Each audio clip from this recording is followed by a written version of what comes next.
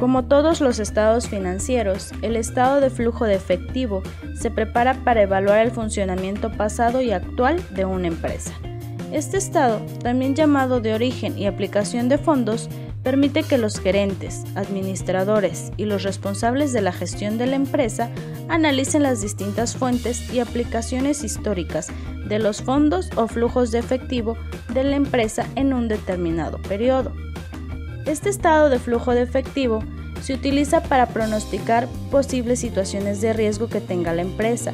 Su objetivo principal está centrado en la utilidad que tiene para evaluar la procedencia y utilización de fondos en el largo plazo. Todo este conocimiento permite que el administrador financiero planee mejor los requerimientos de fondos futuros a mediano y largo plazo. El término fondos puede utilizarse para designar el efectivo y el capital de trabajo, y como bien se sabe, los dos son necesarios para el buen funcionamiento de la empresa.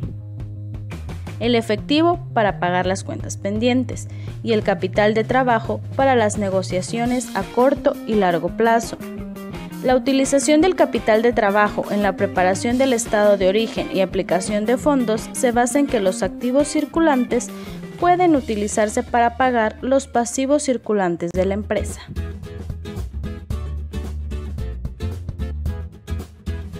Ahora vamos a ver cómo surgen los distintos flujos de efectivos de la empresa. Tenemos que la empresa debe efectuar pagos de salarios dado que ha contratado mano de obra. Además, tiene cuentas por pagar por la compra de materias primas. Tanto el costo de mano de obra como el de las materias primas empiezan a generar el costo de inventario de producto en proceso. Además de los gastos generales que en forma de costos indirectos pasan al costo del producto en proceso, cuando se terminan de elaborar los productos, se tiene el costo del inventario de productos terminado al costo del producto terminado. Se suman los gastos operativos que implican nuevas salidas de efectivo. Después viene el pago de impuestos que también ocasionan salidas de efectivo. Luego las ventas del producto generan pago de impuestos y entrada de efectivo. A su vez, hay ventas a crédito, por tanto, cuentas por cobrar que posteriormente implican nuevas entradas de efectivo. Todos estos son distintos flujos operativos, o sea, entradas y salidas de efectivo, causadas por la operación normal de la empresa, es decir, su producción, sus ventas, etc. Pero también hay otros flujos de efectivo, causados por la compra y venta de activos fijos, donde hay que recordar que los activos fijos ocasionan un gasto operativo que es la depreciación, igual que hay otras inversiones que requieren salidas de efectivo o que generan entradas de fondos. Estos son los flujos de inversión del negocio que se dan por la inversión de activos flujos u otros tipos de inversiones. Por otro lado, las deudas tanto a corto y largo plazo implican entradas y salidas de efectivo, al igual que las aportaciones del capital. Estos son los flujos de financiamiento del negocio, los cuales producen fondos para financiar las operaciones o las inversiones de la empresa. Recapitulemos. El flujo efectivo es básicamente sumar todas las entradas de dinero, es decir, los ingresos que pueden ser diversificados en un negocio, como son las ventas, las comisiones, las rentas, entre otros, menos las salidas de dinero, es decir, toda empresa tiene salidas de dinero para pagar a sus empleados, así como la renta, pagar la materia prima, las mercancías, entre otros. A todo esto se le conoce como egresos. El resultado, es decir, ingresos menos egresos, es el flujo de efectivo, que es prácticamente el efectivo que tenemos resultante. Una de las razones más importantes de esto es checar de cómo estamos en el efectivo, para ver si podemos hacerle frente a las deudas próximas. Hay que recordar que un problema muy común de las empresas no es que en sí que no tengan utilidades, al contrario, tienen utilidades, pero sin embargo carecen del efectivo para pagar lo que necesitan, como la materia prima. Veamos la fórmula básica. Vamos a recuperar el dato del saldo anterior o del mes anterior del efectivo que tenemos, es decir, el efectivo con el que contamos en el momento, y le sumamos todas las entradas de efectivo. Esto quiere decir que vamos a tener lo que se conoce como dinero ya líquido, menos los egresos o salidas de efectivo. El resultado de esta suma va a ser el saldo de efectivo actual que tenemos en este mes en efectivo. Pueden ser dos opciones, positivo o negativo.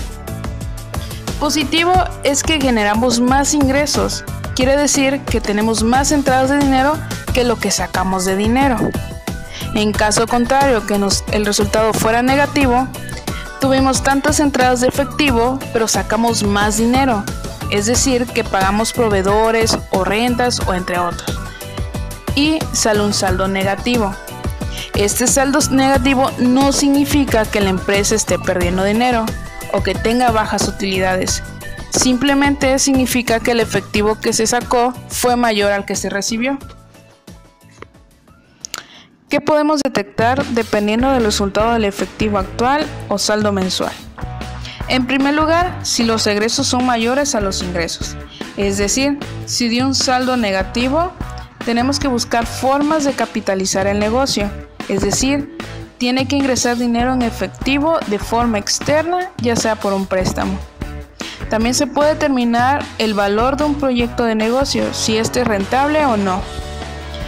También se pueden planear las necesidades financieras futuras, como pagar un crédito de mensualidad fija.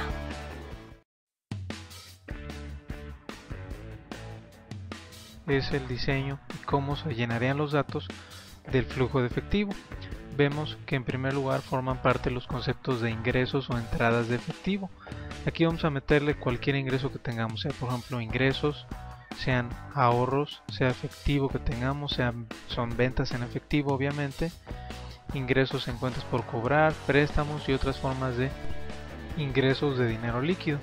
El segundo concepto van a ser los egresos o las salidas de efectivo, y aquí vamos a poner todos los egresos o salidas de efectivo líquido, es decir, dinero que tenemos que sacar del bolsillo y pagar, y la cantidad específica que sacamos o pagamos en ese mes.